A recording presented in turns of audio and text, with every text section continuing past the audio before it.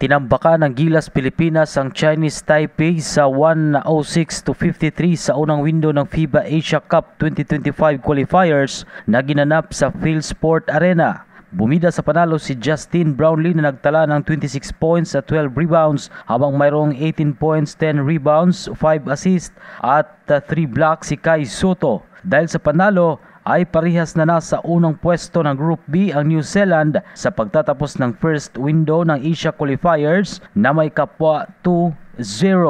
Magugunitang noong February 22 ay tinambakan rin ng Gilas ang Hong Kong sa 94-64 na siyang unang laro ni Coach Tim Cone mula nang italaga bilang permanenteng Gilas Pilipinas coach. Itutuloy ng Gilas ang Asia Cup qualifiers sa November pero sa July ay sasabak sila sa FIBA Olympic Qualifying Tournament sa Riga, Latvia. Yan ang balitang sports. Ito si Ray Tampos para sa Radyo Alternatibo Balita Nationwide.